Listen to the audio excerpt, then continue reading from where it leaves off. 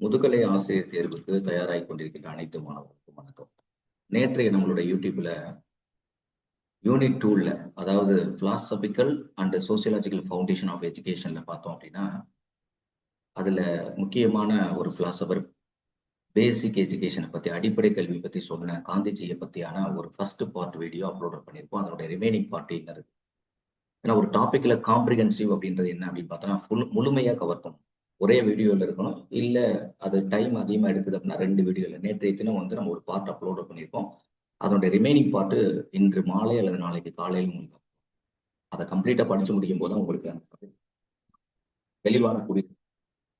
So இப்போ எக்ஸாமினேஷனுக்கு prepare ஆகி கொண்டிருக்கவங்க இப்ப முதல்ல 2 விஷயங்களை நீங்க ஃபாலோ பண்ணணும். அதாவது இந்த மாதிரி கொள்கை குறி வகை வினாக்களை எழுதக்கூடியவங்க, ஆப்ஜெக்டிவ் டைப் எக்ஸாமினேஷன் எழுதக்கூடியவங்க ஃபர்ஸ்ட் திங் என்ன பண்ணணும் அப்படின்னா 2 விதமான முறையில நீங்க ப்ரிப்பேர் பண்ணணும். ஃபர்ஸ்ட் முறை என்ன அப்படின்னு பார்த்தோம்னா, நான் என்னுடைய மெத்தட்ல சொல்லும் போது, என்னுடைய மாணவர்களுக்கு சொல்லும்போது எல்சி அப்படின்ற மெத்தட்ல சொல்லுவேன். சாரி, எல்சி அப்படின்றது என்ன அப்படின்னு பார்த்தோம்னா, ஃபர்ஸ்ட் என்ன அப்படின்னா, நீங்க உங்களுக்கு கொடுத்துருக்க அனைத்து விதமான சிலபஸ்ல இருக்கக்கூடிய எல்லா கான்டென்ட்டையுமே முதல்ல நீங்க என்ன பண்ணணும் அப்படின்னா தரவா புரிஞ்சுக்கணும். அதாவது மனப்பாடம் பண்றது கிடையாது, புரிஞ்சுக்கணும். ஏன்னா புரிதல் இருந்தா மட்டும்தான் உங்களுக்கு ஏதாவது ஒரு பகுதியில உங்களுக்கு புரியல அப்படின்னா, நீங்க ஏதாவது ஒரு சென்டர்ல மையத்துல படிக்கிறீங்க அப்படின்னா அவங்கள்ட்ட கேட்டு தெரிஞ்சுக்குங்க. இந்த இடத்துல எனக்கு புரியல அப்படின்னு கேட்டு தெரிஞ்சு அதுல வினா வந்தா நம்மளால சரியா இருக்கும். அப்போ முதல்ல சப்ஜெக்ட் ஃபுல்லா நல்லா புரிஞ்சுக்கணும். புரியும் போது அதுல இருந்து 2 விதமான வினாக்கள். ஒண்ணு வந்து நேரடி வினா, இன்னொன்னு மறைமுக வினா. நீங்க நல்லா புரிஞ்சா மட்டும்தான் இந்த மறைமுக வினாக்களுக்கு நீங்க கான்செப்ட் புரியாம மறைமுக வினாக்களுக்கு ஆன்சர் பண்ண முடியாது. சில யூனிட்லாம் பார்த்தோன்னா மெமரி ஓரியன்டட் யூனிட்ஸா, அதெல்லாம் நீங்க மெமரி பண்ணா போதும். அதுல வந்து கான்செப்ட் புரிஞ்சுக்கணும்னு தேவையில்லை. அந்த மாதிரிக்கான அந்தந்த சப்ஜெக்ட்ல உள்ளவங்களுக்கு அந்த மாதிரி சப்ஜெக்ட் கொடுத்துருப்பாங்க. ஸோ இது ஃபர்ஸ்ட் லெவல். நீங்க முதல்ல என்ன அப்படின்னா தேர்வு தயாராகி பண்ணிக்கணும். முதல்ல நீங்க என்னன்னா யூனிட் வைஸா, தலைப்பு வைஸா, எல்லா சப்ஜெக்ட் ஒவ்வொரு தலைப்பு வைஸா நீங்க புரிதல் வந்ததுக்கு பின்னாடி தான் அடுத்து நீங்க என்ன பண்ணணும்னா கோச்சிங் போகணும். அதுக்கு பேர் தான் எல்சின்னு சொல்லுவேன். சின்றது கோச்சிங். கோச்சிங் அப்படின்னா என்ன அப்படின்னா, நீங்க நிறைய டெஸ்ட் பேப்பர் அட்டன் பண்ணணும். அந்த பர்டிகுலர் டாபிக்ல இருக்கக்கூடிய அந்த பர்டிகுலர் கண்டென்ட்டுக்கான டெஸ்ட் பேப்பர் இருக்கும். டெஸ்ட் பேப்பர் ஏன் அட்டன் பண்ணணும் அப்படின்னு நான் ஏன் சொல்றேன் அப்படின்னா, இப்ப நேற்று தினம் என்னுடைய ஒரு வீடியோ, நீங்க காந்திஜியினுடைய வீடியோ பார்த்திருப்பீங்க. இப்ப அந்த வீடியோவை நீங்க பார்த்து முடிச்சிருக்கீங்க. செகண்ட் பார்ட் இன்னும் பார்க்கல. ஆனா நீங்க செகண்ட் பார்ட் பார்த்த பிறகு கூட உங்களுக்கு முழுமையா ஆன்சர் பண்ண முடியுமா அப்படின்னா, கண்டிப்பா ஒரு சில வினாக்களுக்கு ஆன்சர் பண்ண முடியாது. அதை நான் தெளிவாவே சொல்லுவேன். ஏன்னா நான் அங்கே சொல்லியிருப்பேன் வீடியோல. காம்ப்ரிஹென்சிவ் வீடியோ அப்படின்னு சொல்லி. காம்ப்ரிஹென்சிவ் வீடியோனா எல்லா தகவலும், கேட்கப்படக்கூடிய எல்லா தகவலுக்குமே இருக்கும். ஆனா இந்த மாதிரி ஒரு டெஸ்ட், ஒரு நீங்க கோச்சிங்ல போய் டெஸ்ட் பேஜோ இல்ல கொஸ்டினோ எழுதுறீங்க அப்படின்னா அப்போ உங்களுக்கு ஒரு புரிதல் வரும். ஏன்னா அதுல இருந்து சில கான்செப்ட் விடுபட்டு போகும்போது அந்த கான்செப்டுடைய விடுபட்ட தகவல்கள் வந்து கொஸ்டின் எழுதும் போது தான் உங்களுக்கு புரியும். அப்ப கொஸ்டின் அட்டன் பண்ண தான் அப்ப இதுக்கும் அதுக்கு என்ன தொடர்பு இருக்கு அப்படின்னு. இப்ப நீங்க ரெண்டையுமே கோரிலேஷன் பண்ணி பாருங்க. இப்ப நான் இதுல வந்து ஒரு 10 வினாக்களை பத்தி நான் நடத்துனதுன்னு தான் கேட்கிறேன். வேற எதுவும் அவுட் ஆஃப் சிலபஸே கிடையாது. நீங்க அதுல ஒரு கொஸ்டின் கூட நீங்க என்னுடைய அந்த பிபிடியை பார்த்தீங்க அப்படின்னா ஒரு கொஸ்டின் கூட அவுட் ஆஃப்ல இருக்காது. இந்த 10 கொஸ்டின் உங்களுக்கு ஆன்சர் பண்ண முடியும் அப்படின்னா கண்டிப்பா ஆன்சர் பண்ண முடியாது. இதுல கண்டிப்பா ஒரு 2 கொஸ்டினுக்கு 3 கொஸ்டினுக்கு உங்களுக்கு ஆன்சர் பண்ணி நல்லா படிக்கக்கூடியவங்க 7 கொஸ்டின் நீங்க அட்டன் பண்ணலாம். ஏன்னா அதுல மறைமுக வினாக்கள் சில வினாக்கள் இருக்கு. ஸோ அந்த மறைமுக வினாக்களை கேட்டாங்க அப்படின்னா நம்ம ஆன்சர் பண்ண முடியாது. ஸோ ஃபர்ஸ்ட் கொஸ்டின் என்னன்னு பாருங்க. முதல்ல நீங்க எந்த விதமான ஒரு எம்சிக்யூ டைப் எழுதுறீங்க அப்படின்னா ஃபர்ஸ்ட் எடுத்தவொடனே 2 விதமான மெத்தடை நீங்க பின்பற்றி அந்த ஆன்சர் எடுக்கணும். ஒன்று என்ன அப்படின்னா ஃபர்ஸ்ட் திங் என்ன அப்படின்னா நீங்க கொஸ்டினை நல்லா ரீட் பண்ணி புரிஞ்சுக்கணும். கொஸ்டினை நல்லா புரிஞ்சதுக்கு பின்னாடி தான் நீங்க ஆன்சர் போய் பார்க்கணும். கொஸ்டின் புரியும் போது நீங்க என்னன்னா ஆன்சரை டைரக்டா பார்க்கக்கூடாது. ஆன்சர் நீங்க நிறைய கொஸ்டினை படிக்கும் போது நல்லா புரிஞ்சதுக்கு பின்னாடி அதுல இருக்கக்கூடிய கீவேர்டை வச்சுக்கிட்டு நீங்க படிச்ச கான்செப்டோட ஓரியன்ட் பண்ணி இதுக்கு என்ன ஆன்சர் வரும் அப்படின்னு பார்த்துட்டு அந்த ஆன்சர் கொடுக்கப்பட்ட அந்த ஏபிசிடின்னு சொல்லக்கூடிய 4 ஆப்ஷன் இருக்கா அப்படின்னு நீங்க அதை செலக்ட் பண்ணணும். ஏன் இதை சொல்றேன் அப்படின்னா நீங்க நேரடியாக சில பேர் என்ன பண்ணுவாங்கன்னா கொஸ்டினை பார்ப்பாங்க, ஒழுங்காவே புரிய மாட்டாங்க, திடீர்னு ஆன்சரை பார்ப்பாங்க. அப்படி ஆன்சர் பார்க்கும்போது ஒருவேளை நம்மளுக்கு தெரிஞ்சிருந்தா கூட இதுவா அதுவா அப்படின்ற ஒரு கன்ஃபியூஸ் வரும். அதனால வந்து நல்லா தெரிஞ்சுங்க. நீங்க எம்சிக்யூ டைப்பை பொறுத்தளவு இதுதான் ஜென்ரலான ஒரு பிரின்சிபல் சொல்லுவோம். இப்ப நீங்க இது வந்து காம்ப்ரிஹென்ஷன் மாதிரி பேராகிராஃப் கொடுத்து அதுக்கு கீழே கொஸ்டின் ஆன்சர் கேட்டிருக்காங்க அப்படின்னா அது வேற மெத்தட்ல ஃபாலோ பண்ணலாம். ஒன்னும் கொஸ்டின் ஃபுல்லா நல்லா படிச்சுட்டு அந்த பேராகிராஃப் ஃபுல்லா படிச்சுட்டு கீழே போய் கொஸ்டினை பார்க்கலாம். கீழே கொஸ்டினை ஃபுல்லா பார்த்துட்டு திருப்பி நீங்க என்ன பண்ணலாம், மேல அதுல உள்ள வார்த்தை வந்து மேல உள்ள பேராகிராஃப்ல இருக்கா அப்படின்றது இப்ப யூஜிசி நெட் போன்ற எக்ஸாமினேஷன்ல அந்த காம்ப்ரிஹென்சிவ் டெஸ்ட் அட்டன் பண்ணும்போது இங்கிலீஷ் காம்ப்ரிஹென்ஷன் அட்டன் பண்ணும்போது அதை நீங்க ஃபாலோ பண்ணலாம். ஆனா ஆப்ஜெக்டிவ் டைப்பை பொறுத்தளவு கொஸ்டின் புரிதல் இல்லாம நீங்க ஆன்சர் பார்க்கவே கூடாது. அப்படின்னா கன்ஃபியூஸ் பண்ணி விடும் உங்களுக்கு. அதனால புரிஞ்சுக்கணும். இப்ப எப்படி ஒரு கொஸ்டின் அனலைஸ் பண்ணணும் அப்படின்னு நான் சொல்றேன். இப்ப பாருங்க இந்த கொஸ்டின்ல என்ன கொடுத்துருக்காங்க அப்படின்னா, இப்ப நம்ம படிச்ச சப்ஜெக்ட் என்ன, காந்திஜியினுடைய புதிய கல்விக் கொள்கைகள் என்ன, புதிய கல்வி அணுகுமுறை என்ன, புதுமை என்ன இருக்கு? இனோவேஷன். புதுமை கிடையாது. புதுமைனா என்னது? இனோவேஷன். அப்ப காந்திஜியுடைய கல்வியில இருக்கக்கூடிய புதுமை என்ன? அவர் வந்து புதிதாக ஒரு மெத்தடை சொல்றாரு, ஒரு முறையை சொல்றாரு. அந்த முறையினுடைய பேர் என்ன வந்து நைதாலின்னு சொல்றாரு. அதாவது வந்து அடிப்படை கல்வி அல்லது வார்தா கல்வி அப்படின்னு அது சொல்றாரு. அப்ப அந்த கல்வி அப்படின்னா முதல்ல எப்பவுமே ஒரு கான்செப்ட் பத்தி கேட்கறேன்னா ஃபர்ஸ்ட் கொஸ்டின் என்ன கேட்பாங்க? கொஸ்டின் பேப்பர்ஸ்ல இதுக்கெல்லாம் போவாங்க. Who introduce the concept of basic education? இப்ப இப்ப இதுல என்ன உங்களுக்கு படிச்ச உடனே ஹூ இன்ட்ரடியூஸ், யாரு வந்து இதை அறிமுகப்படுத்தியிருக்காங்க, யாரு வந்து அடிப்படை கல்வியை அறிமுகப்படுத்தினாங்க? இப்ப இந்த இடத்துல என்ன வருது? இந்த கான்செப்ட், அந்த கான்செப்ட் ஆஃப் பேசிக் எஜுகேஷன் கேட்கலாம், இல்ல வெறும் பேசிக் எஜுகேஷன் கேட்கலாம், இல்ல வார்தா எஜுகேஷன் கேட்கலாம், இல்ல நைதாலிம் அப்படின்னு கேட்கலாம். எந்த வேர்டு வேணாலும் யூஸ் பண்ணலாம். அப்ப பேசிக் எஜுகேஷன் அப்படி வந்தோம்னா உங்களுக்கு நவம்பர்ல என்ன வரும்? காந்திஜி அப்படின்னு வரும். அப்ப ஆட்டோமேட்டிக்கா ஹூ இன்ட்ரோடியூஸ் கேட்கும். யார் அறிமுகப்படுத்தினாங்க அப்படின்னா, அப்ப நீங்க அணுகுமுறை என்ன? ஒரு கொஸ்டின் இப்படிதான் அணுகணும். அப்ப அதுல நேரடியா பார்த்தோம் அப்படின்னா இதுல ஆன்சர்ல என்ன ஆப்ஷன் கொடுத்துருக்கு அப்படின்னா மகாத்மா காந்தி. இது மாதிரி நீங்க எல்லா பிலாசபருக்குமே படிக்கும்போது ஃபர்ஸ்ட் பேசிக்கான கொஸ்டின் என்ன அப்படின்னு பார்த்தா அந்த கல்வி முறையை சொன்னவங்க யாரு அப்படின்ற முதல்ல புரிதல். இப்ப ரூசோ அப்படின்னா அவர் என்ன சைல்டு சென்டர் எஜுகேஷனை பத்தி சொல்றாரு. மாண்டிச்சோரி அம்மையார் வந்து எக்யூப்மெண்ட் வச்சு பிளே மெத்தட்ல சொல்லக்கூடிய விஷயத்த சொல்ல. ஜான் டூயி எப்படி சொல்றாரு. அப்ப ஒவ்வொரு ஆத்தர்ஸுமே சொல்லக்கூடிய அந்த கல்வி முறையினுடைய அப்ரோச் என்ன அப்படின்றது நம்மளுக்கு தெரிஞ்சுக்கணும். ஸோ இதுதான் நீங்க அணுகுமுறை. ஸோ ரெண்டாவது கொஸ்டின் போவோம். ரெண்டாவது கொஸ்டின் நெக்ஸ்ட் இதனுடைய ஆன்சர் போட்டிருக்கோம். So who introduce the concept of education அப்படின்னு சொல்றது நைதாலிம், மகாத்மா காந்தி. ஓகே, ரெண்டாவது. Next question, second question. The term Nai Talim translated to. இந்த நைதாலிம் அப்படின்ற ஒரு வேர்டை டிரான்ஸ்லேட் பண்ணோம்னா, அப்ப நைதாலிம் அப்படின்னு வந்துருச்சு. இது வந்து நமக்கு தெரியும், இது காந்திஜியுடைய வார்தா எஜுகேஷனுடைய அழைக்கப்படக்கூடிய இன்னொரு பெயர். It is otherwise called as Nai Talim அப்படின்னு சொல்றோம். அப்ப இந்த நைதாலிம் அப்படின்றதுல நேற்று நான் சொன்ன வீடியோல ஏதாவது ஒரு இடத்துல நைதாலிம்னா என்னன்னு நான் சொல்லியிருக்கே மாட்டேன். நைதாலிம் அப்படின்ற பேசிக் எஜுகேஷன் சொல்லியிருப்பேன். ஆனா இது வந்து இதை நேரடியா டிரான்ஸ்லேட் பண்ணோம்னா இதுக்கு என்ன மீனிங் அப்படின்னா, நீங்க இவர் வந்து ஒரு கல்வியில ஒரு புதுமையை கொடுக்குறாரு. என்னது? அடிப்படை கல்வி. அப்படின்னா இது புதுசு அப்படின்றதுனால இப்ப நைதாலிம் என்பது நியூ, புதுசு. அப்ப இங்க என்ன ஆன்சர் வரும் அப்படின்னு பார்த்தா நியூ எஜுகேஷன். இதுக்குதான் வந்து என்ன பண்ணணும் அப்படின்னா, ஒரு கான்செப்ட் படிச்சு முடிச்சதுக்கு பின்னாடி அந்த கன்சர்ன் சப்ஜெக்ட்ல போய் நம்ம அந்த கொஸ்டின் அனாலிசிஸ் பண்ணும் போதுதான், இப்ப இந்த கொஸ்டின்லாம் இப்ப நம்ம வந்து கொஸ்டின் பேப்பர் அனாலிசிஸ் பண்ணும் போது நம்மளுக்கு கிடைக்கும் ஆன்சர். ஸோ அந்த மாதிரி நீங்க படிக்கும் போது இன்னும் வந்து உங்களுக்கு எல்லா விதமான வினாக்கள் 100% நீங்க வினாக்களுக்கு விடையளிக்க முடியும். ஸோ அதான் சொல்லுவேன். நான் பெருமையா சொல்லிக்கிற விரும்பல. அதாவது நான் சொன்ன இப்ப நான் நேற்றைய வீடியோல கொடுக்கும்போது இந்த நைதாலிமை பத்தியான நியூ எஜுகேஷன் அப்படின்ற மீனிங் நான் எந்த இடத்துலயுமே சொல்லிருக்க மாட்டேன். இனி அடுத்த செகண்ட் வீடியோ வரும், அதுலயும் நான் சொல்ல மாட்டேன். ஆனா பட் இந்த இந்த கொஸ்டின் இப்படி கேட்பாங்க அப்படின்னா அதுக்கு என்ன அர்த்தம் அப்படின்னா, அதுக்கு என்ன நீங்க பண்ணணும் அப்படின்னு தேர்வாளர்கள் அப்படின்னா, நீங்க படிக்கும் போதே என்ன அப்படின்னா ஒரு டெப்தானது. இப்ப நைதாலியம் அப்படின்னு ஒரு டெக்னிக்கல் டேர்ம் வருது அப்படின்னா அந்த டெக்னிக்கல் டேர்முக்கு என்ன மீனிங் இருக்குன்னு நம்ம கேட்கலாம். அப்ப அதையும் நம்ம ரெஃபர் பண்ணணும் அப்படின்ற அடிஷனல் இன்ஃபர்மேஷனை நீங்க தெரிஞ்சுட்டு போனீங்க அப்படின்னா ஆன்சர் பண்ணலாம். ஸோ அடுத்த கொஸ்டின் போவோம். ஸோ இதுல வந்து டேர்ம் நைதாலியம் டிரான்ஸ்லேட் டு அப்படின்னு பார்த்தோம்னா அது நேரடியா புதிய கல்வி அப்படின்னு நம்ம சொல்லலாம். காந்திஜியினுடைய புதிய கல்வி அப்படின்றது.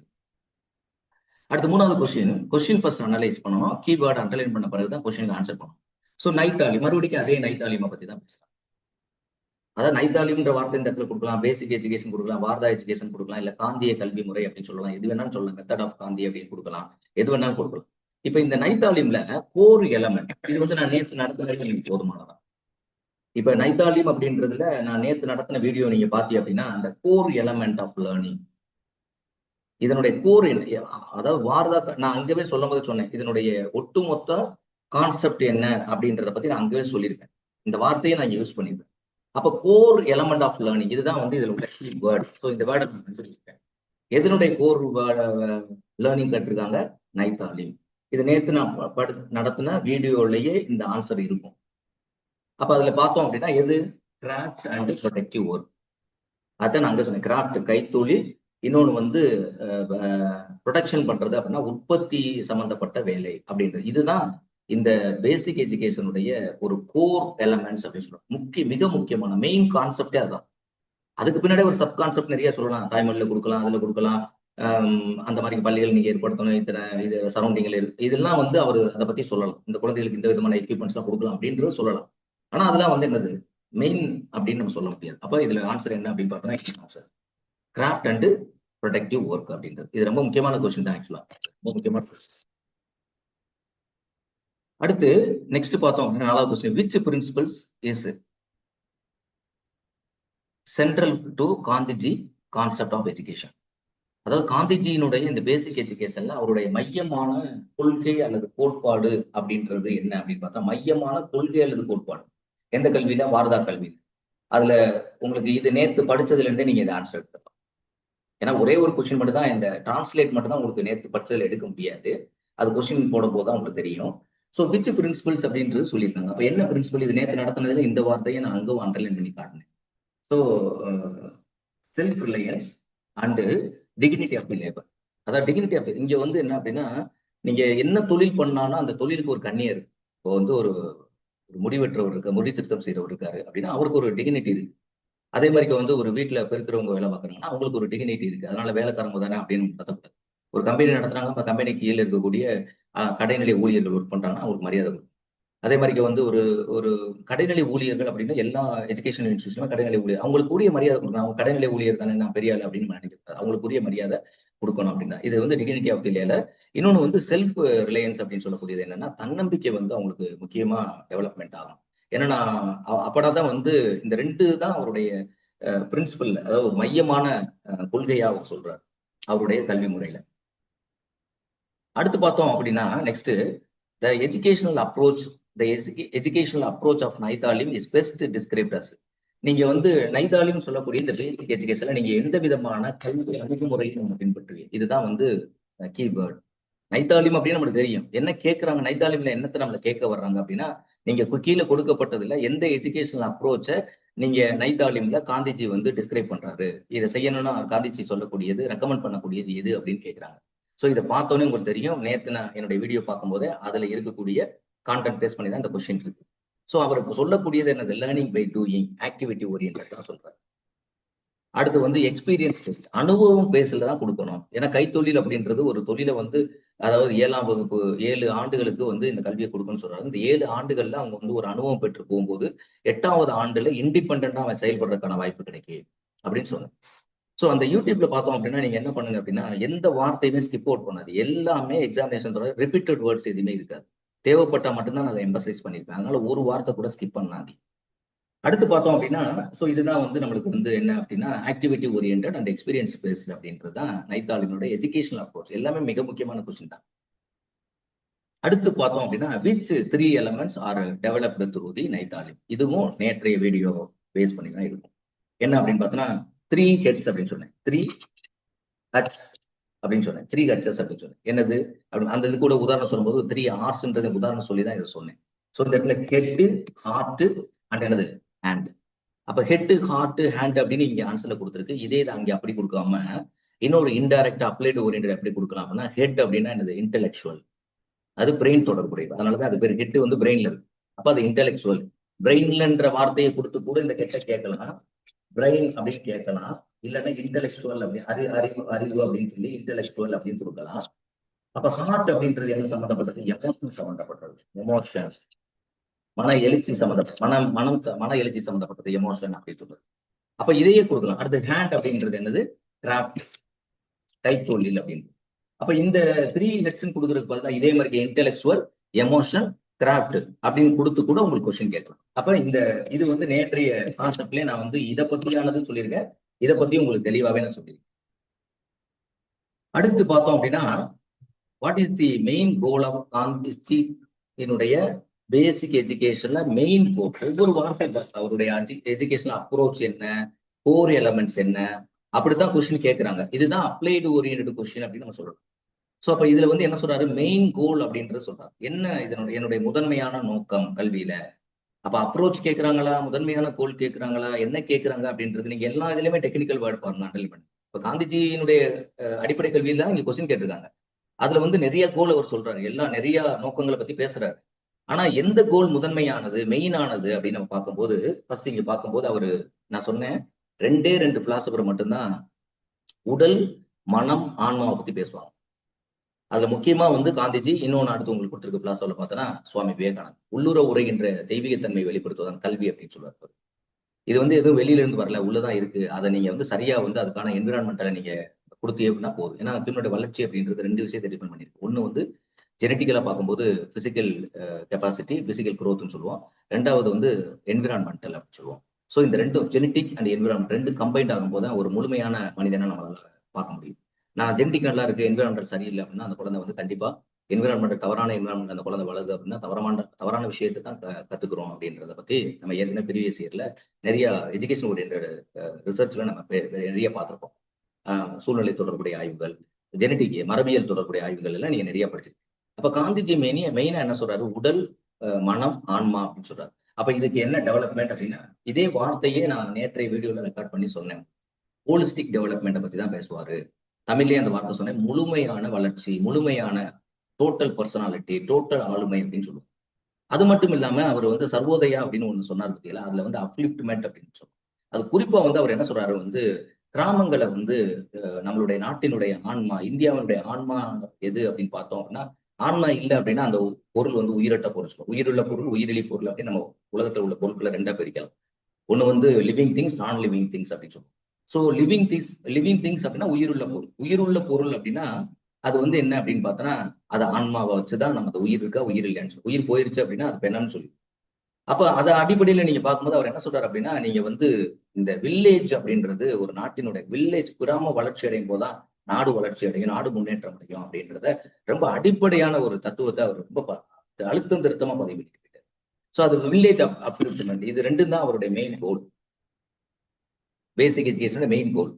அப்புறம் அடுத்து பார்த்தோம் அப்படின்னா மெயின் கோல் அப்படின்னா holistic development, 2 village upliftment for all, எல்லாருமே அப்படின்ற வார்த்தையை அவர் சொல்றாரு. ஸோ அடுத்து பார்த்தோம் அப்படின்னா, which component is not part of Nai Talim அப்படின்னு சொல்லியிருக்காங்க. இப்ப இதுல என்ன அப்படின்னா, எப்பவுமே ஒரு சென்டென்ஸ் அனாலிசிஸ் பண்ணும்போது இப்ப நைத்தாலிம் பார்த்தீங்கன்னா கேட்கறாங்க கொஸ்டின். ஆனா நைத்தாலிம் பார்த்தோன்னா நம்ம திடீர்னு உள்ள போனோடனே இதுல நம்மளுக்கு தெரிஞ்ச கொஸ்டின் டக்குன்னு செல்ஃப் சஃபிஷியன்சி சார் சொல்லியிருக்காரு, ஒகேஷனல் ட்ரைனிங் சொல்லியிருக்காரு, உடனே டிக் பண்ணிடுவோம். எல்லாருமே பார்த்தோன்னா அதிகமா எதை பண்ணுவோம்? ஒகேஷனல் ட்ரைனிங் பண்ணுவோம். ஆனா அது கிடையாது. அதுல என்ன கொடுத்துருக்காங்க? Negative state. இப்ப நீங்க ஒரு கொஸ்டின் அனாலிசிஸ் பண்ணும்போது அந்த கொஸ்டின் வந்து பாசிட்டிவ், நீங்க நைத்தாலிம் அப்படின்ற கொஸ்டின் தெரிஞ்சிச்சு.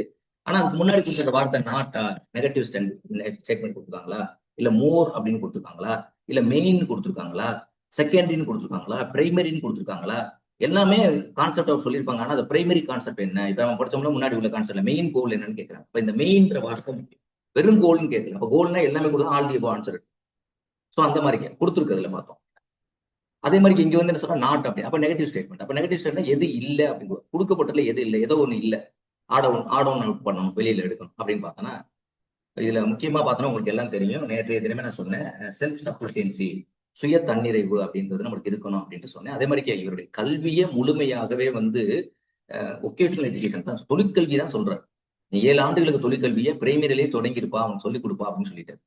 அடுத்து வந்து கேரக்டர் பில்டிங், நடத்தையினுடைய கேரக்டர் பில்டிங். அதனால உடல், மனம், ஆன்மா 3 பத்தி பேசுவார். கேரக்டர் பில்டிங், நடத்தை, பிஹேவியர்ஸை வந்து இவர் வந்து நல்லா கொண்டு வரணும் அப்படின்ற பத்தி பேசுவார். இந்த 3 தான் அவருடைய இதை தவிர ஒன்னே ஒண்ணு கிடையாது. ஒண்ணு லக்ஸுரி அண்ட் எலிட்டிசம் அப்படின்னு சொல்லக்கூடிய, அதாவது வந்து லக்ஸுரியா இருக்கணும் அப்படின்றது இந்த கல்வியோட நோக்கம் கிடையாது. ஆடம்பரமா இருக்கிறது, ஆடம்பர விருப்பப்படுறது, அதெல்லாம் வந்து இந்த கல்வியில அவரை பத்தி அதை பேசவே மாட்டார். அது கூடாது அப்படின்றத அவர் சொல்றது கிடையாது. எலிட்டிசம் அப்படின்னு பார்த்தோம் அப்படின்னா, முக்கியமா உயர்குடி, தாழ்குடின்னு சொல்றாங்க பார்த்தீங்களா? உயர்குடி பிறப்பு, தாழ்குடி பிறப்பு அப்படின்னு சொல்றாங்க பார்த்தீங்களா? உயர்குடி, தாழ்குடி அப்படின்றது மனிதனுடைய பிறப்புல கிடையாது. ஆனா உயர் உயர் இவங்க உயர்ந்தவங்க, இவங்க தாழ்ந்தவங்க அப்படின்றது எதை வச்சு நம்ம சொல்லலாம் அப்படின்னு பார்த்தோம்னா, பிறப்புல வந்து உயர்குடி, தாழ்குடி கிடையாது. அனைவரும் சமம்தான். எல்லா பிறப்பும் உள்ளது. அதைத்தான் பாரதி பாடும்போது சொன்னா, காக்கையும் குருவியும் எங்களை ஜாதியடா அப்படின்னு சொன்னார். நீர்மலையும் மலையும் எங்களுடைய கூட்டம்டா அப்படின்னு சொன்னார். அவர் மலையை பார்த்து ஒரு நான் லிவிங் திங்ஸை பார்த்து என்ன சொல்றாரு அப்படின்னா, நான் லிவிங் திங்ஸ்னா மலையை பார்த்து எங்களுடைய கூட்டம்டா அப்படின்னு, வாடா எங்களுடைய கூட்டம் அது. எப்ப நான் எப்படி வந்துடும் அதனுடைய மூலப்பொருள் அதுல இருக்குடா அப்படின்னு சொல்லி. ஆனா எனக்கு ஆன்மா ஒண்ணுதான் அடிஷனலா இருக்கு அப்படின்றத அவர் சொல்லக்கூடிய இன்டைரக்ட்.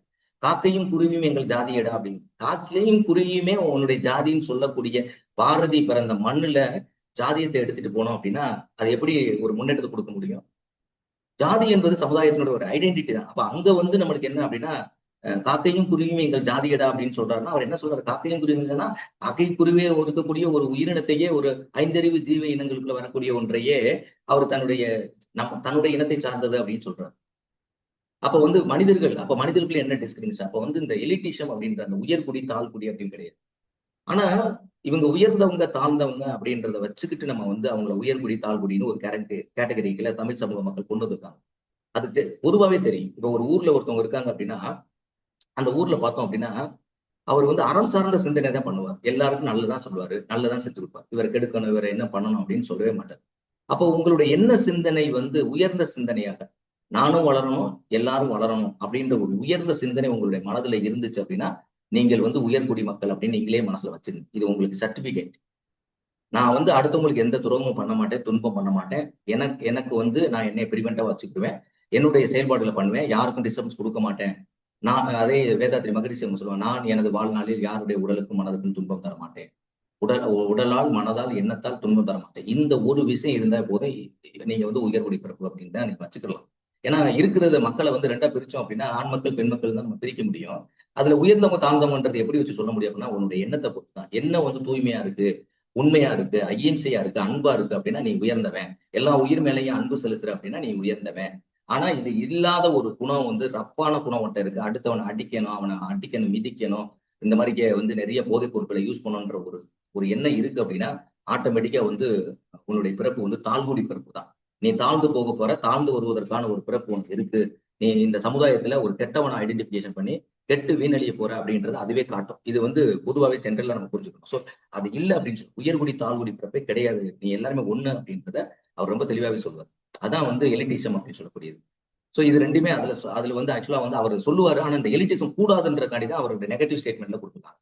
எலிட்டிசம்ன்ற ஒரு விஷயத்தை பத்தி அவர் உயர்குடி தாழ்குடின்னு அவர் பேசவே இல்லை. ஆனா அவர் வந்து எல்லாரும் சமம் தான் சொல்லுவார். சமத்துவத்தை பத்தி தான் பேசுவார். அவருடைய கோட்பாடே அதுதான்.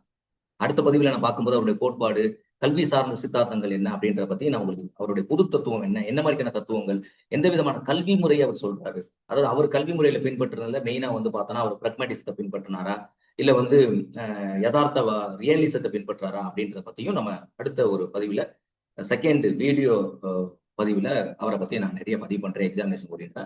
அடுத்த கொஸ்டின் பார்த்தோம் அப்படின்னு பார்த்தோன்னா, according to the Gandhi the medium of instruction should B.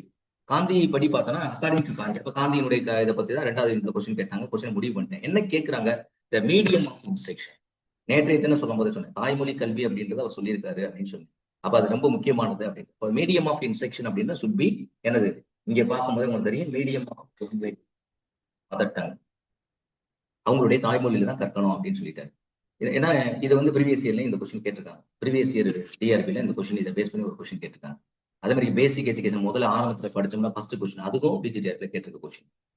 அடுத்து according to the Gandhiji the medium of instruction சொல்லியாச்சு. தென் நெக்ஸ்ட் வந்து in which year was the Wardha scheme. இப்போ இது வரைக்கும் நைதாலியும் யூஸ் பண்ணாங்க, பேசிக் எஜுகேஷன் சொன்னாங்க, காந்தியினுடைய கல்வின்னு சொன்னாங்க. இப்போ வார்த்தை என்ன 3வது வார்த்தை யூஸ் பண்ண 4வது வார்த்தை எப்படி யூஸ் பண்றாங்க? Wardha scheme of basic education introduced based on Nai Talim. நைதாலியமை பேஸ் பண்ணி நியூ எஜுகேஷன் ஒரு கல்வியை வாரதா ஸ்கீமை எப்போ அவங்க இன்ட்ரோடியூஸ் பண்ணாங்க அப்படின்னா எல்லாருக்குமே தெரியும். சுதந்திரம் வாங்குறது 10 ஆண்டுக்கு முன்னாடி. 47 சுதந்திரம் வாங்குறோம். அதுக்கு முன்னாடி 10 ஆண்டு கழிச்சுட்டு ஈஸியா ஞாபகம் வைக்கிறதுக்காக சொல்றேன். 1937. நான் காந்தியால தான் சுதந்திரம் கிடைச்சிச்சுன்னு சொல்லுவோம். ஆனா அவர் அந்த காந்தியடிகள் சுதந்திரம் கிடைஞ்ச 10 ஆண்டுக்கு முன்னாடியே அந்த கல்வி முறையை அவர் வந்து ரொம்ப ஃபோர்ஸ்ஃபுல்லா எம்பசைஸ் பண்ணியிருக்காங்க. அதை கவர்மெண்ட் அப்ப காங்கிரஸ் ஆண்ட மாநிலங்கள் எல்லாமே கிட்டத்தட்ட ஒரு 10 மாநிலங்களுக்கு மேல வந்து இந்த கல்வி முறையை இம்ப்ளிமெண்ட் பண்றாங்க. அதை பத்தியான பதிவை தான் நம்ம இன்னும் ஒரு பார்த்து டூல் நம்ம பார்க்கணும். சோ இதோடு நான் இந்த அமர்வை நிறைவு பண்ணிக்கிறேன். அப்ப இப்ப வந்து கொஸ்டின் பேப்பரை பொறுத்தளவு எதுக்காக படிக்கணும், எப்படி படிக்கணும், எப்படி அனாலிசிஸ் பண்ணணும் அப்படின்ற ஒரு சுமால் பதிவை தான் நான் இந்த பதிவுல பண்ணியிருக்கேன். நீங்கள் அனைவரும் தேர்வில் வெற்றி பெறுவதற்கு என்னுடைய வாழ்த்துக்களை தெரிவித்துக் கொண்டு இந்த பதிவை நிறைவு செய்து கொள்கிறேன். நன்றி, வணக்கம்.